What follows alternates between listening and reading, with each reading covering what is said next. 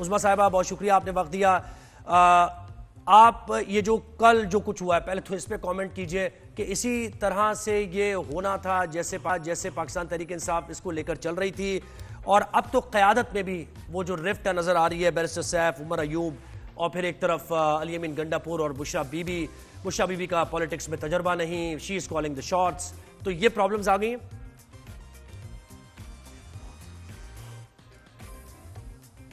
जी उस्मा साहिबा को हमारी आवाज आ रही है? जी बिल्कुल आ रही है। जी, आपसे सवाल आपने सुना या नहीं?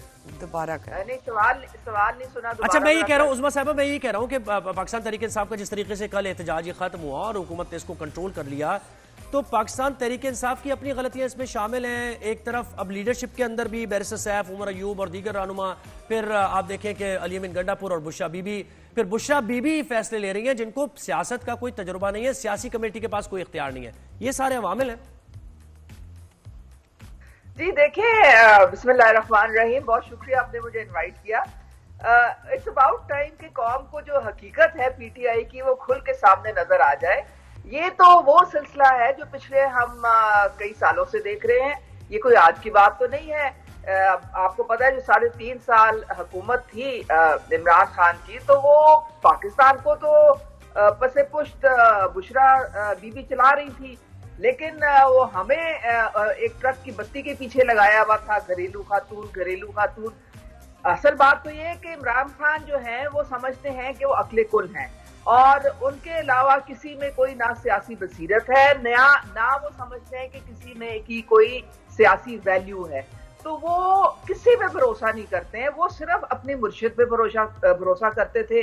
पहले तो वो पीछे से बैठ के चलाती थी, सारे अपने काम करवाती थी, अब खुल के सामने आ गई हैं क्योंकि वो उनको पता है कि जी मैं जो हूँ जानशीन हूँ और इस वक्त हालात ऐसे हैं कि मैं पूरा कंट्रोल ले सकती हूँ पार्टी का। तो वो मैदान में छलांग मार के आ भी गई हैं और अब आपने देख ही लिया कि छलांग मार के वो मनसहरा भी पहुंच गई हैं। तो ये उनकी कारीगरी है। मेरे ख्याल में पीटीआई को बहुत मुबारक हो। उनकी जो नई चेयरमैन है वो अब उनके सामने है। जो उनके साथ इख्तलाफ करेगा उसका धर्म तख्ता हो जाएगा और जो उनके साथ चलेगा वही फले फूलेगा पीटीआई में। ये तो पीटीआई की चले बात हो गई। जी उस्मा जी, ये बताइएगा, हुकूमत ने जिस तरह इस एहतजाज को हैंडल किया है, क्या वो सही तरीका है? क्या इसमें हम देखते नहीं है कि वक्त मुज़ाकरात के लिए है, वक्त देना चाहिए था, बिल्कुल थोड़ा सा कम्युनिकेशन और कम्युनिकेशन की तरफ जाना चाहिए था ये मामला। सरबत, आप बिल्कुल ठीक कह रही हैं, लेकिन देखें मुज़ाकरात तो वहां होते हैं ना जहाँ जमहूरी रवैये हों। अब जब एक जमहूरी जमात को आपने जत्था बना दिया हो और एक कल्ट में कन्वर्ट कर दिया हो, तो फिर आप किससे मुज़ाकरात करेंगे? मोहसिन नकवी साहब ने 3-4 दफा फोन किया गंडापुर साहब को, ठीक है, उन्होंने कोशिश की कि देखें बेलारूस के सदर आ रहे हैं, वफद आ रहा है और वो 75 लोग बाहर के लोग आ रहे हैं जिसमें 40 तो उनके बिजनेसमैन थे।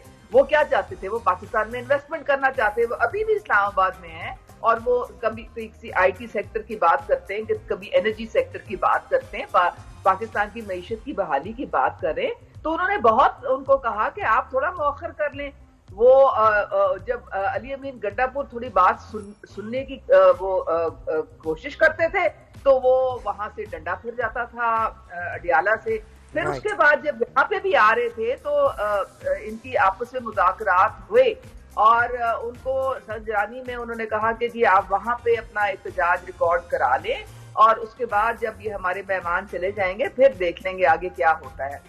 कुछ इनके जो लीडरान हैं, कुछ सेंसिबल लोग भी तो हैं, लेकिन उनकी कोई वक़्त वैल्यू नहीं रही। बैरिस्टर गोहर है या उमर अयूब हैं, इन्होंने मेरे ख्याल में ये बात जो थी कुछ मामला तय होने तक पहुंच रहा था, लेकिन वही बात हुई कि एक जो आपकी जो नई जो चेयरमैन नजर आ रही हैं वो खुद मैदान में आके तो कूद गई।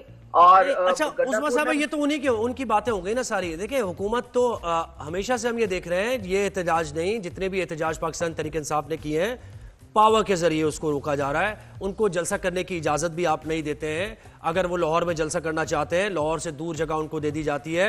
कहीं उनको मीटिंग्स करने की इजाजत नहीं है, उनकी गिरफ्तारियां हो रही हैं, पकड़ धकड़ हो रही है।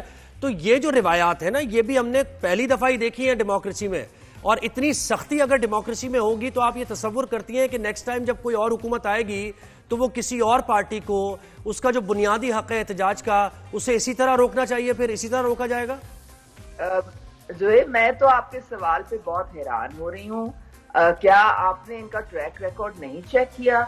ये 9 मई को इन्होंने 30 कौमी सलामती के जो इदारे हैं उन पे सिस्टमैटिकली हमला किया, रियासत पे हमला किया।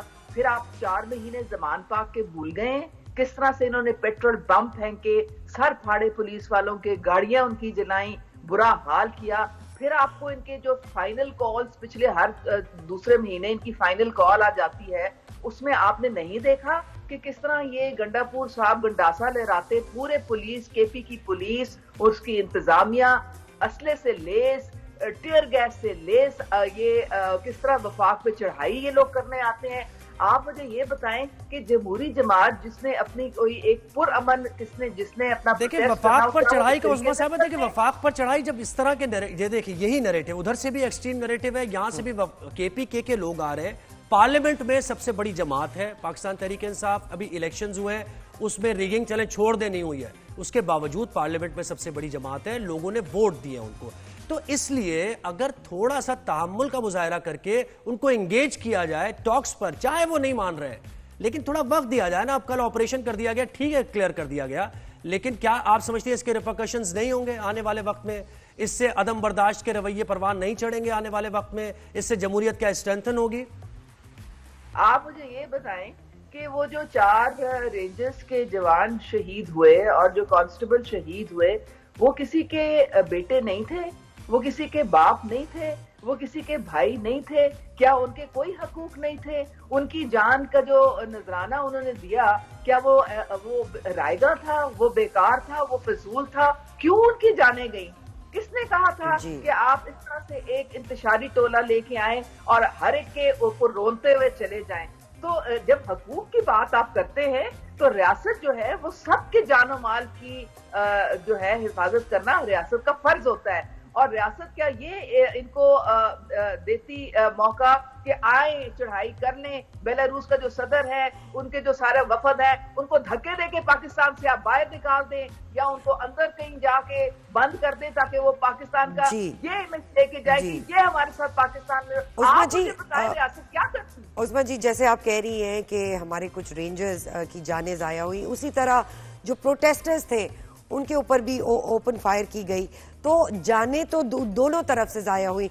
वुडंट इट बी बेटर कि अगर हम इसको बातचीत से दोनों पार्टी की जाती और मुझे आप ये बताएं कि आप बताएं कि बातचीत किससे की जाती? देखिए, बंदे से बातचीत हम करने की कोशिश करते हैं, वो जब मान भी जाते हैं तो अगले दिन यू टर्न लेके तो वो उसे फिर जाते हैं, फिर वो मुकर जाते हैं। वो अडियाला से जो उनको इंस्ट्रक्शन आती है वो तो यही है कि अफरा तफरी फैलाए रखो। आपने सुना नहीं था? जी जी, देखिए इमरान खान साहब ने ये भी कहा, रुकावट नहीं डाली। इमरान खान साहब ने ये भी कहा कि मैं ओपन हूँ कम्युनिकेशन के लिए सबसे मोस्ट पावरफुल पार्टी से। अब लेकिन ये देखे ना, क्या ये अब बात ये है ना कि आप सियासी जमातें एक दूसरे से बात नहीं करती, अब इसमें उनका भी हक, उनका भी ज़ाहिर पूरा किरदार है, और यहाँ से भी बयानात बड़े तुंदो तेज आते हैं। वो कह रहे हैं कि वो सबसे ताकतवर हल्के से बात करेंगे, तो ये तो कोई बात ही नहीं है ना। ये तो अपनी जगह एक अजीब सी बात है कि आप एस्टैब्लिशमेंट से बात करना चाह रहे हैं, इसका मतलब है तो यहाँ हुकूमत से बात नहीं होगी तो सियासत कैसे परवान चढ़े? विद इन द पार्टीज बातें नहीं हो रही। देखिए, एक तो मुझे माजरत के साथ मैं थोड़ा सा आपसे इख्तिलाफ करना चाहूंगी। जब आप ये कहते हैं ना कि सबसे पॉपुलर, सबसे बड़ी पार्टी, देखिए कितने 23 करोड़ लोग रहते हैं पाकिस्तान में, इनको टोटल 1 करोड़ वोट पड़ा था। जो 1 करोड़ वोट लिया जिस पार्टी ने, आप कैसे कह सकते हैं कि सबसे पॉपुलर, सबसे बड़ी पार्टी है? बाकी जो लोग पार्लियामेंट में बैठे हैं वो क्या चने बेचने आए हैं यहाँ पे? वो भी तो 2.5-3 करोड़ वोट लेके आए हैं ना, वो भी अवाम का मैंडेट लेके आए। अच्छा, अब बताएं हुकूमत का लाएमल क्या होगा? ये जो तोड़फोड़ जलाओ घिराव हुई है, रेंजर्स एहलकारों की जाने के शहीद हुए हैं रेंजर्स एहलकार, तो कोई केसेस होंगे? क्योंकि देखिए लीड तो अली अमीन ही कर रहे थे, बुशा बीबी कर रही थी, तो इनके खिलाफ केसेस होंगे, बाकायदा गिरफ्तारियां होंगी इनकी? देखिए, कानून अपना रास्ता खुद निकालेगा।